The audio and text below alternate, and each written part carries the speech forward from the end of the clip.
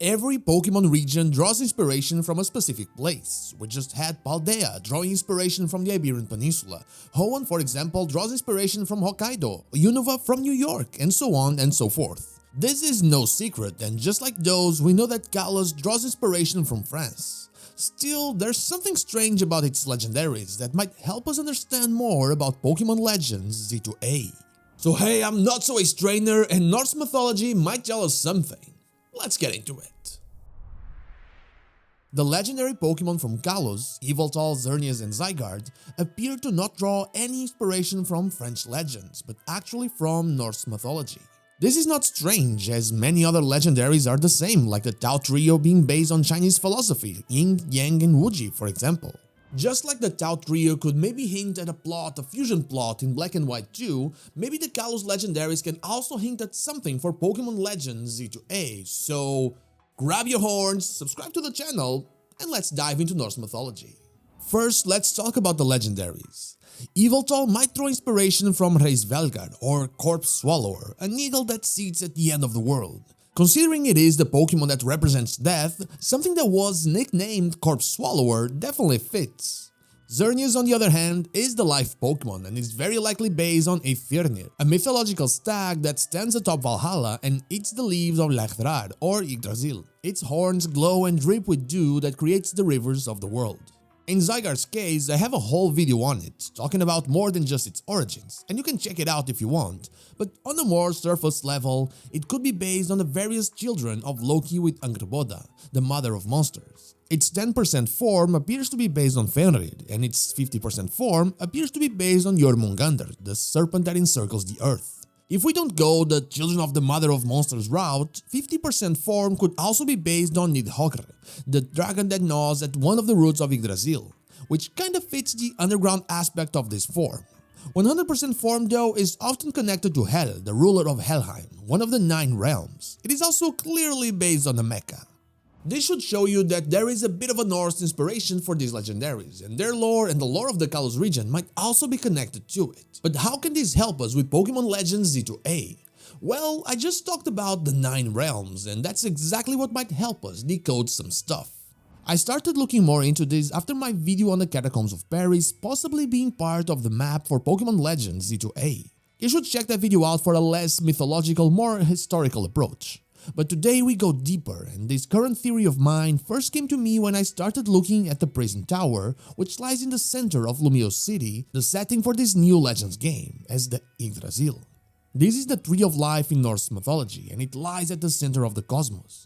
It is around it that everything exists, and that includes the 9 realms I mentioned before. The most famous of those realms is of course Asgard, realm of the Aesir like Thor and Odin for example, and Midgard, which is our realm.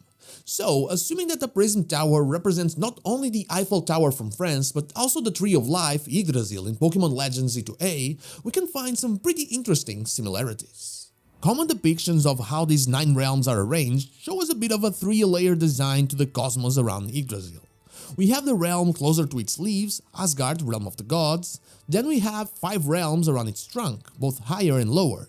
Alfheim, realm of the elves, Midgard, realm of the humans, Muspelheim, realm of fire, Vanaheim, realm of the Vanir, which are also gods, but they focus more on fertility and wisdom than on war like the gods of Asgard. And finally, Nidavellir, realm of the dwarves. In its roots we have Jotunheim, the realm of the giants, Niflheim, realm of ice, and Helheim, realm of the dead. So, after diving a bit deeper into Norse mythology, I started looking at the map of Lumiose City as possibly drawing inspiration from this. It gives us the middle layer being the surface of Lumiose City, of most of Lumiose City, the higher layer being the Prism Tower or the areas closer to it, and the underworld being the areas beneath Lumiose City, the catacombs or the mines. But these aren't the only things that Norse mythology helps us understand, it also helps us understand how many important areas there will be. If we look at Lumiose's map, we have 5 plazas that encircle the middle area, one for each of the realms that are on the same layer as Yggdrasil's trunk. We have Vert Plaza, Bleu Plaza, Magenta Plaza, Rouge Plaza, and Jaune Plaza. This probably means that there will likely be something important in each of those places. We could probably even use those colors to give each of them a type. Vert means green, so we could have a grass type opponent there.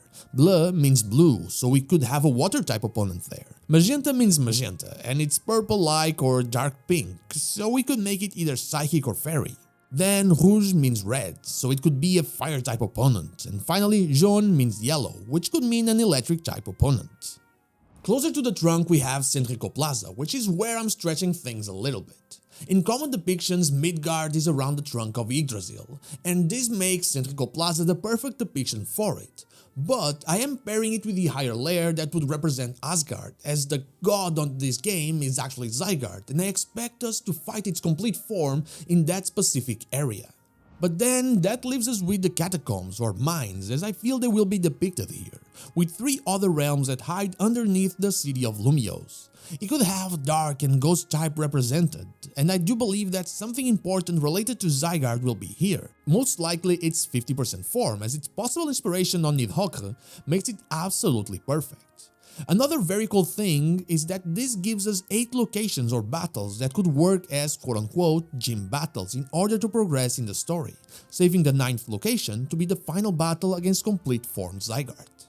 The final thing I want to talk about is how all of this connects super well to another concept of Norse mythology, which is Ragnarok. We know it as the death of the gods or the title of one of Thor's movies from the MCU, but it is so much more than that. Ragnarok is a series of events that have been foretold and that result in the death of the gods, like Odin, Loki, Freyr, Tyr, and many more, and in the end it also results on the burning of the world and its submersion underwater. While this appears to be the end of the world, it is not. After this series of events, the world will rise again and it will be better than what it was before. This is a summary of course, but it goes very well with what appears to be going on in Pokémon Legends Z-A. We know that there is a redevelopment happening, and I feel like there will be a great battle that destroys a lot of Lumiose City. There might have been a battle already, honestly, considering the Perfume Palace was built 300 years ago after a war, and we might not be that far off in terms of time frame. But we are seeing a representation of Ragnarok, where the end, it happens, and then we watch the rebirth of what was destroyed but in a better way. This is the perfect definition for the title of this game. We're going from Z to A, from the end to a new beginning. And that is all I have for you today, how Norse mythology might explain a lot about the things for this game. But what about you? Do you think Norse mythology will have anything to do with this game? Let me know in the comments down below.